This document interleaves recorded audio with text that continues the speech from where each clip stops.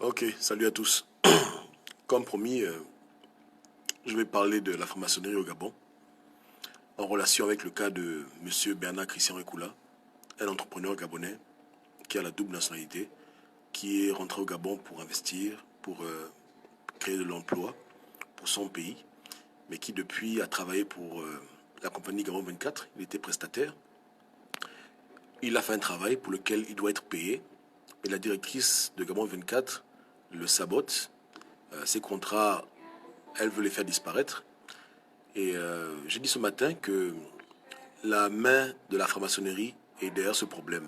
Parce qu'au Gabon, les frères de lumière ont des méthodes de recrutement qui sont un peu barbares, archaïques, où ils aiment saboter les entrepreneurs pour les obliger à se faire initier.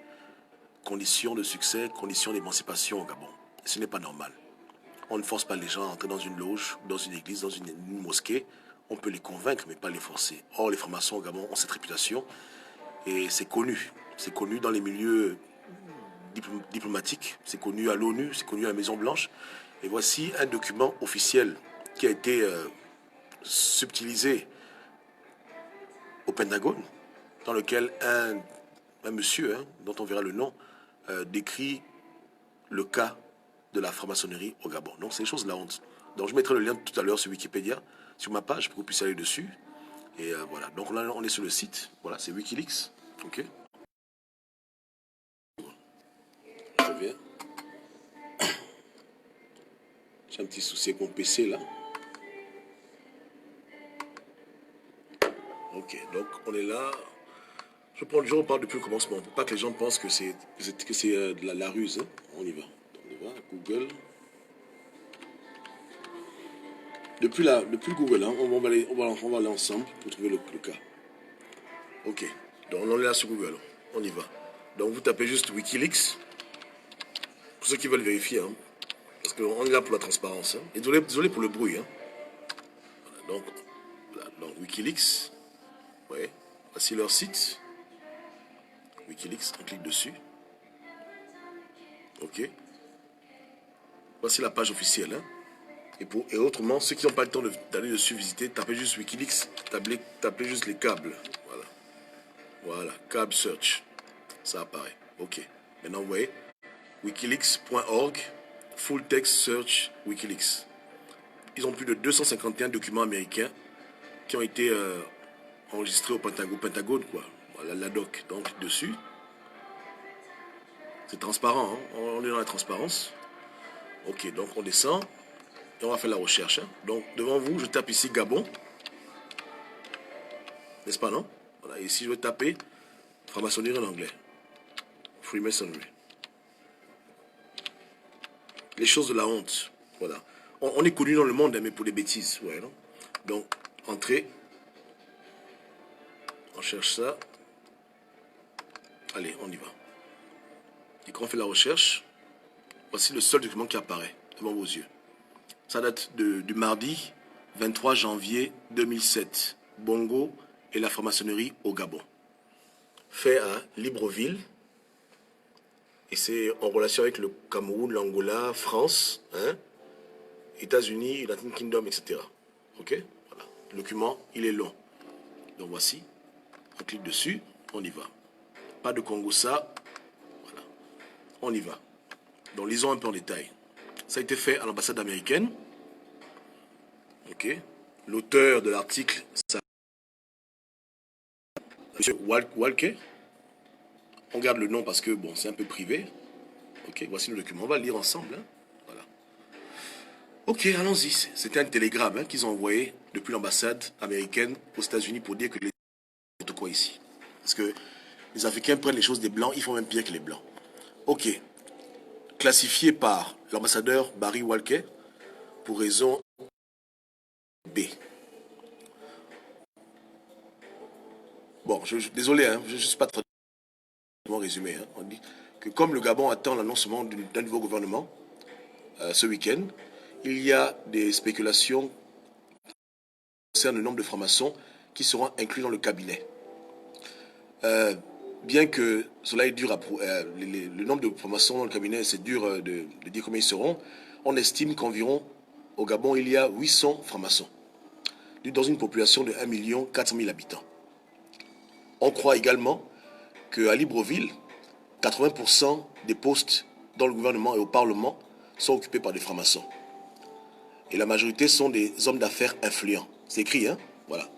Hommes d'affaires influents, gabonais et français. Et aussi maçons. Donc, c'est les hommes d'affaires français et gabonais qui sont maçons. Et environ au Gabon à l'époque, il y avait environ 800 maçons. Et ils sont dans le monde des affaires, dans le monde de la politique. Donc, au Parlement, dans les cabinets ministériels, il y a, d'après son analyse à lui, parce que c'est un espion, il y a 80% de ces gens-là qui sont francs-maçons. C'est pas un problème, moi ça me dérange pas, qu'est-ce que j'ai à foutre? Nous on s'en fout, on veut seulement qu'on paye le franchement sans l'argent. Numéro 2 maintenant. La franc-maçonnerie au Gabon date des fondations de la première loge en 1902.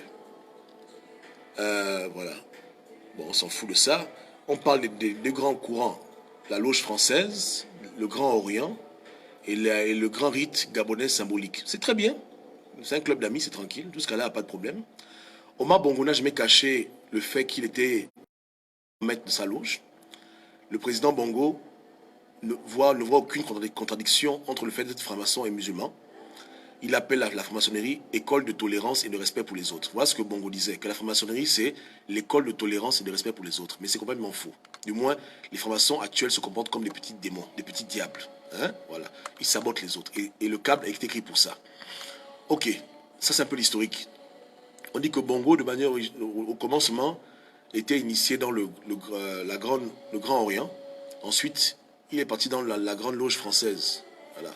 Et ensuite, il a créé son qu'on appelle le Grand Royal. Ensuite, il n'a pas insisté pour obliger quiconque à choisir un camp. Donc avec lui, tu pouvais être du Grand Orient ou de la Loge française, c'était pas un problème. Voilà. Il était quand même libre. Par exemple, Georges Raillery, qui est mort récemment au Sénat, hein, était proche de Bongo et membre du Grand Orient. Jean-Pierre Lebumba, un monsieur important, est membre de la Grande Loge française. Donc, il n'y a pas de relation. Parmi les gens qui dirigent le pays, il y a des gens du Grand Orient, de la Loge française. C'est la famille, c'est tranquille. Ensuite, un opposant important est aussi franc-maçon. Le l'UPG, le président Pierre Mamboundou et le leader de l'UGDD, le leader Zachary Moboto. Voilà quelques exemples. Hein? Voilà. On dit que... bon, on s'en fout de ça. Bref. Et je mettrai sur la page hein, pour que vous puissiez lire vous-même. Maintenant, on parle de deux récentes anecdotes qui démontrent de l'influence maçonnique au Gabon.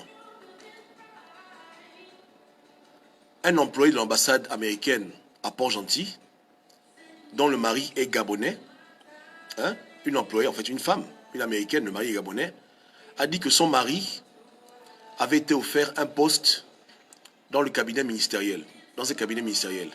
Et la condition pour le poste, c'était qu'il devienne franc-maçon. Il a refusé. Un homme d'affaires américain qui voulait faire du business au Gabon, dans le secteur lumber, je ne sais pas ce que c'est, j'ai oublié, caoutchouc je crois, ou bien bon, on s'en fout, qui avait beaucoup de succès dans ce qu'il faisait, a dit clairement qu'il était bien connecté et qu'il réussissait parce qu'il était franc-maçon et qu'il utilisait ses réseaux maçonniques au Gabon. Voilà. Et il avait des assistants maçonniques qui l'aidaient dans le business. L'étendue de l'influence maçonnique des loges dans le gouvernement, c'est dur de pouvoir, comment dire, l'évaluer. Mais le président Bongo, comme le leader de la loge, avec plusieurs formations, hein, savent qu'il y a une influence qui est pervasive dans le business. C'est-à-dire qu'ils ont vraiment leur main mise sur tout ce qui est dans le gouvernement. Et parmi les Gabonais, la croyance que le meilleur moyen de pouvoir réussir aujourd'hui, c'est de devenir franc-maçon. Donc voilà un peu grosso modo ce qu'il en est au niveau du Gabon et de leur influence et aussi de leur chantage. Comme cette femme dont le mari était gabonais, une américaine, le mari avait été offert une position de franc-maçon pour être membre d'un cabinet, il a refusé et il n'a pas eu la position. Et un homme d'affaires américain qui attribue son succès au fait qu'il était bien connecté maçonniquement. Donc voilà un peu ce qu'ils font au Gabon. Dans le monde des affaires, dans le monde de l'entrepreneuriat, apparemment, si tu n'es pas avec eux, tu es contre eux et tu ne vas pas évoluer. Et ils ont voulu que tout le monde comprenne que le chemin du salut au Gabon, terre ancestrale, c'est de devenir franc-maçon. On appelle ça de la mafia, on appelle ça du chantage, on appelle ça de la manipulation. C'est méchant. Parce que comme mes ancêtres se battaient pour venir au Gabon habiter, beaucoup sont morts, leur sang a coulé, ils ont fait des batailles pour donner à leurs descendants, moi, à M. Rekula, cette terre, pour qu'on puisse en profiter. Il n'y avait pas de contrat maçonnique dessus. Donc ils sont en infraction au niveau de Dieu, au niveau de nos ancêtres, au niveau de tout ce qui est logique. Et si un Américain a pris la peine d'écrire un document dessus, parce qu'il a vu que c'était trop. Et même si en Amérique il y a des francs-maçons, ils n'ont pas autant d'influence, ils ne font pas autant de dégâts. Un Américain peut faire son business jusqu'à un niveau. Peut-être qu'après il y aura des problèmes, c'est vrai. Mais quand même, ils ne sont pas là pour emmerder les gens. Si tu as travaillé, tu seras rémunéré pour ton travail. Mais au Gabon, il y a beaucoup d'abus. Et tout le monde se plaint d'eux parce qu'ils ont un sale comportement. Et ils se pensent tout permis. Et c'est dommage. Voilà. Donc, document officiel qui a été soutiré au Pentagone, qui, une fois de plus, vient nous ridiculiser, nous, aux Gabonais, et qui expose les frères de lumière gabonais, qui pensent avoir l'hégémonie totale sur le business, qui font la pluie et le beau temps, et qui ne considèrent pas le travail des individus, et qui conditionnent l'évolution sociale à une appartenance maçonnique, comme si leurs grands-parents à eux-mêmes étaient des francs-maçons. La première loge, comme vous l'avez vu ici, a été créée en 1902. Donc avant 1902, il n'y avait pas de francs-maçons gabonais, n'est-ce pas? Mais ça n'a pas empêché que nos frères gabonais puissent prendre à bras le corps un rite étranger, un feu étranger, pour le nous imposer comme étant condition sine qua non du bonheur. C'est la bêtise. Ils n'ont pas élevé nos rites locaux, ils n'ont pas élevé notre tradition, ils ont élevé quoi? Le compas et l'équerre que l'homme blanc leur a donné. C'est une honte pour l'homme noir. Il devrait avoir honte aujourd'hui. Après, je leur dis que arrêtez le désordre. Tout le monde vous connaît. Tout le monde connaît votre comportement. Tout le monde sait que vous n'êtes pas des gens sérieux. Arrêtez de vous faire ridiculiser. Rendez à cet homme son argent. Il a travaillé. Donnez-lui son argent. Ayez un peu honte. Ne fût-ce que pour vos ancêtres, pour votre héritage culturel, pour qui vous êtes. Vous êtes des Africains. Avant d'être des francs-maçons, vous êtes d'abord des Africains. On a nos propres rites en Afrique. On connaissait Dieu avant les Blancs. C'est quoi cet occultisme, ce mysticisme, cette métaphysique qui vous amène à devenir des chiens au point de persécuter les autochtones d'un pays au profit d'une Française qui vient on ne sait pas où. Au profit des Français qui nous ont abusés, qui ont détruit le Gabon. Qui ont tué nos parents, qui ont fait l'esclavage, la colonisation. Moi je dis aux francs-maçons, noirs, vous déconnez. Donc quand vous refusez de payer un homme pour le travail qu'il a fait, vous ne valez pas mieux que les colons qui nous ont mis dans des bateaux en esclavage. Vous êtes comme les Blancs qui ont tué George Floyd aux États-Unis. Vous êtes autant des crapules que les Blancs qui nous ont toujours combattus. Voilà la réalité. Donc ouvrez les yeux, prenez conscience. Vous faites du mal à votre propre population. Vous avez séquestré le monde des affaires. Vous avez séquestré la politique. Vous avez fait de ça un club de privilégiés. Et vous avez tué le Gabon. Vous avez tué la vie de beaucoup de personnes. Vous avez tué des carrières. Vous avez tué des business. Vous avez tué des commerces. Il est grand temps pour vous de changer. Ce n'est pas un conseil, c'est un avertissement. Arrêtez de faire du mal aux gens.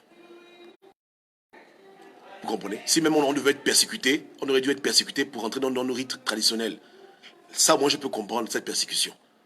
Mais la persécution où on persécute quelqu'un pour entrer dans un rite étranger, un rite de blanc, c'est triste. Allons-y, pour vous montrer comment une fois c'est ridicule. Allons encore chez autre chose. Je vais vous montrer, c'est quand que les blancs commençaient à accepter les noirs dans leur loge. Allons, pour montrer que les blancs ne sont pas des gens sérieux. On y va.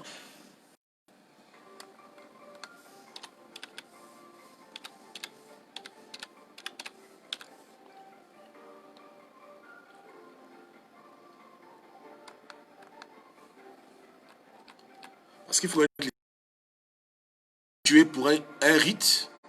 Vous faites comme si c'était la fin du monde et vous oubliez que c'est les mêmes gens qui vous ont tué, qui vous ont réduit à moins que rien. On vous demande de rentrer dans une loge pour pouvoir profiter de votre propre pays. Et vous tolérez ça. Vous comprenez? Allons-y.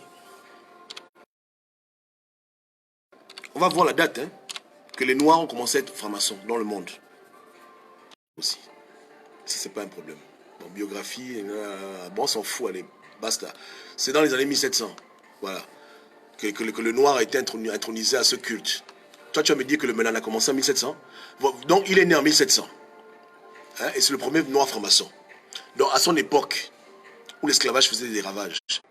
Désolé, hein, apparemment mon live est saboté. Hein, donc mettez des j'aime parce que sinon ils vont m'arrêter le live. Et voilà aussi le comportement de nos frères. Ils n'aiment pas la vérité.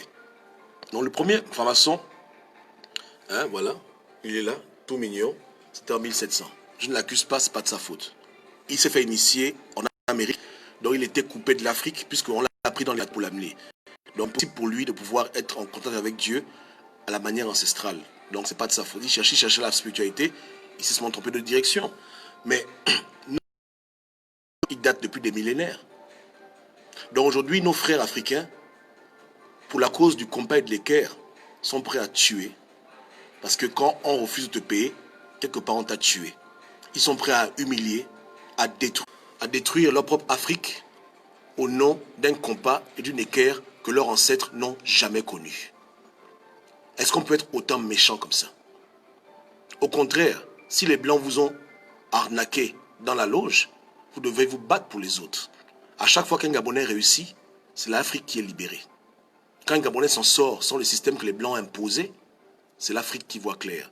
Donc même si ils vous ont eu, mais combattez la dernière bataille, battez-vous pour la liberté de l'Afrique. Battez-vous contre cette injustice morale et éthique qui fait que même dans vos loges, vous êtes les plus pauvres. Vous refusez de donner à quelqu'un son argent alors que vous, les Blancs, vous briment. Les francs-maçons vous imposent leur monnaie. Ils vous imposent leur banque.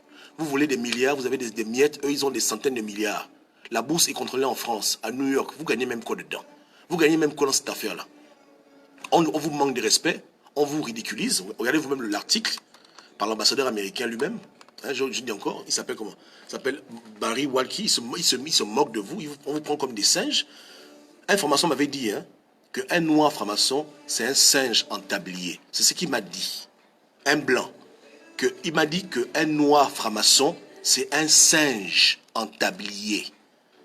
Il m'a dit ça, clair, que c'est un singe qui porte un tablier et qui a une compagne équerre. Parce qu'il a été initié pour détruire son propre peuple. Il ne sait même pas ça. Voici un des plus grands secrets de la franc-maçonnerie. Détruire l'Afrique. Non, je ne dis pas ne pas être franc-maçon. Beaucoup de francs-maçons font leur vie, ils sont tranquilles. Mais à l'échelle supérieure, la franc-maçonnerie a été construite pour détruire l'homme noir. Quand ils ont commencé à initier les noirs, c'est dans le but de les anéantir. Rentrer chez eux. Et voilà pourquoi ils ont amené l'évangélisation. Ils ont combattu nos rites ancestraux parce qu'ils savaient qu'il y avait une opposition spirituelle à leur connerie. Comment est-ce que tu vas dire à un homme normal de faire du mal à son frère au nom d'une quelconque initiation? Comment c'est possible? Il fallait absolument détruire son comportement. Donc la franc-maçonnerie, elle blanchit. Elle te rend à l'image de l'homme blanc. L'initiation que tu prends, ça te rapproche de leur façon de voir les choses, de leur méchanceté, de leur racisme. Je vous donne les vrais secrets maintenant. Je vous donne la doc. Donc quand un Africain devient franc-maçon, il va combattre l'homme noir au profit de l'homme blanc. Quand un franc-maçon quitte le Gabon, il va en France, il est content de voir la France développée. Il est heureux de voir le temple maçonnique doré. Il est content de voir les routes de Paris bien arrangées parce qu'il travaille pour la mère patrie, il travaille pour Marianne, il travaille pour la loge. Son but, c'est que tous les francs-maçons soient à l'aise, au dépourvu des Africains et des Autochtones. C'est que s'il a le choix entre sauver un noir et sauver un petit blanc, même pas franc-maçon, il va sauver le petit blanc. Voilà comment on les forme et voilà pourquoi au Gabon, ils se permettent d'emmerder les gens dans les affaires. De s'accaparer toutes nos richesses alors que c'est le bien commun. Mes ancêtres ont payé le prix pour le Gabon. Les ancêtres de M. Récoula ont payé le prix. C'est ton pays, c'est mon pays. Ils veulent primer tout le monde parce qu'on n'est pas dans leur cercle.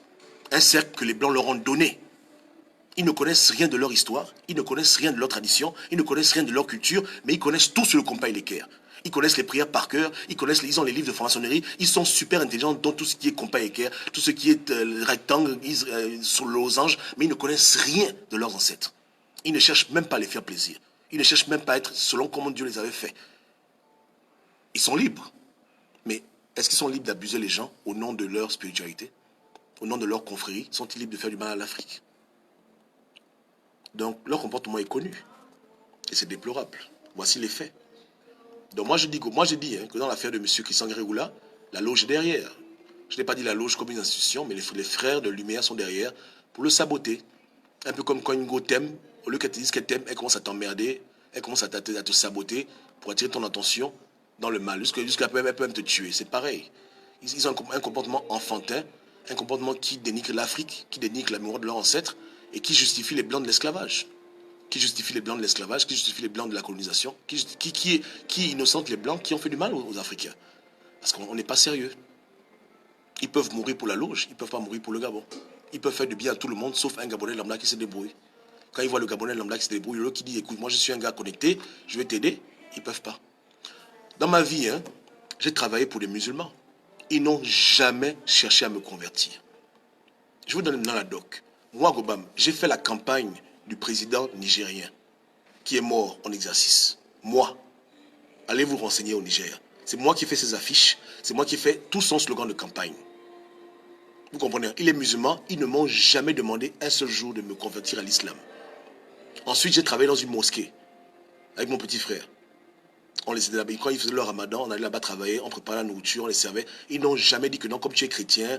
Non, non, non, non, jamais. Les gens dans le monde se respectent. On peut collaborer, chacun a son chemin, mais on se respecte. Mais au Gabon, les gens ne respectent pas les gens. Les francs-maçons veulent écraser tout le monde comme si c'était obligé d'être franc-maçon. C'est triste. Et c'est connu. Voici Wikileaks. C'est pas Gobam qui a écrit. Voilà. On a proposé une position d'un cabinet ministériel. Il a dit merde. On a dit bon, reste tranquille. Au lieu qu'on dise écoute, tu es compétent, tu as des bons diplômes, tu es intelligent, on te donne un poste, on dit écoute, est-ce que tu es un franc-maçon? Il a dit non, on a dit bon, c'est pas grave. C'est comme ça. Les gens veulent venir au Gabon investir de l'argent, sinon pas le passeport maçonnique, parce qu'il y a un passeport maçonnique, c'est pas la blague, il y a un passeport maçonnique. Si tu n'as pas le passeport maçonnique au Gabon, on ne te considère pas. Tu pouvais faire du bien aux populations, tu pouvais construire des écoles, tu pouvais faire des projets pour aider les Gabonais, créer l'emploi.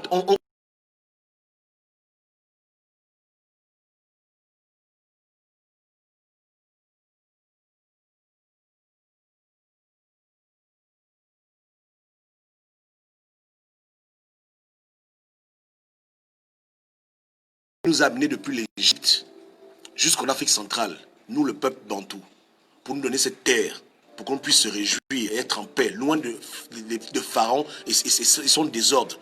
Pharaon, que vous avez ramené Pharaon chez nous, à cause de votre cupidité, je vous dis, l'affaire là finira mal. Dieu aura raison de vous. Vous n'avez pas affaire à un homme, vous avez affaire à Dieu. Changez avant qu'il ne soit trop tard. Repentez-vous, parce que vous avez un pouvoir que vous pouvez maîtriser. Vous ne pouvez pas contrôler Dieu. Dieu, il vous connaît. L'Égypte est où? Où est l'Égypte aujourd'hui? Le foyer de votre connaissance que les Blancs vous ont donné, qui vous ont redonné encore. Parce que même les Égyptiens étaient des Noirs, mais les Blancs vous ont redonné dans la farine. Ils sont allés voler en Égypte des livres, ils sont allés voler la connaissance qu'ils ont pris pour eux, et maintenant ils vous dominent avec, et vous êtes devenus maintenant leurs chiens. Voilà. Mais même l'Égypte là, elle est où aujourd'hui? On ne voit que les pyramides. Où est Pharaon? Il n'est plus. Donc, votre règne va finir très mal. Vous allez mal finir. Je vous assure que vous allez mal finir. Dieu vous dit, rendez à cet homme son argent. Dieu vous met en garde, rendez-le son argent. Sinon, vous-même les retombez. De la même manière que Dieu avait parlé à Pharaon pour dire que laisse les Bantous quitter l'Égypte. Il ne voulait pas, Dieu l'a frappé. Voici la vraie histoire qu'on ne veut pas vous dire. Vous comprenez, non? On n'a pas quitté l'Égypte à cause des Arabes, c'est faux. On était en Égypte, mais on avait notre culture, notre tradition. Dieu a dit, il faut quitter ici. On est parti. Pharaon faisait les malins. Il ne voulait pas partir. Dieu l'a frappé. Donc vous tous, Dieu vous connaît. Regardez votre chef Ali Bongo. C'est le grand maître de la loge. Il est où aujourd'hui? Il est où? Le tout-puissant Ali. Votre patron à vous tous. Le chef des francs-maçons au Gabon. Il est où? Il est où? Il est où? Craignez Dieu. Craignez Eyo. On n'est pas parti appeler un Dieu ailleurs. On appelle le Dieu de nos ancêtres. Le Dieu qui nous a guidés pour arriver là sans GPS. Nos parents ont marché. Tu vois, l'Égypte, l'Afrique centrale, c'est des kilomètres. Ils ont soulevé les bébés sur le dos. Ils ont traversé des rivières. Ils ont fait des batailles. Ils ont fait des combats. Ils ont traversé des forêts, des dangers, des poisons. Tout un peuple, ils ont marché, guidés par leur Dieu, sans aucune carte, sans GPS. Vous n'avez pas peur de ça? Vous n'avez pas peur de ça? Vous ne craignez pas le Dieu là? Vous ne craignez pas ce Dieu là? À cause de l'homme blanc, vous allez mourir, vous allez périr à cause de l'homme blanc. L'homme blanc, il sait qui est, il connaît. Il sait pourquoi il a eu le courage de nous prendre l'esclavage. Il sait ce qui s'est passé, qui a fait qu'il a pu nous prendre l'esclavage. Il connaît ce qu'on a fait contre Dieu, qui a permis qu'il nous mène dans l'esclavage. Mais il sait qui on est. Nous sommes leurs grands frères, ce sont les petits frères. Aujourd'hui, à cause de vos conneries, on est devenu leur esclave. Esclave, c'est même pire qu'être le petit frère. C'est être le serviteur, le chien. Et au nom de leur esclavage, vous faites du mal à votre propre frère. Vous êtes comme les ouvriers noirs qui mettaient les gens dans les bateaux au nom de l'homme blanc. Pour une maison voiture, vous tuez le peuple gabonais, vous tuez le talent gabonais.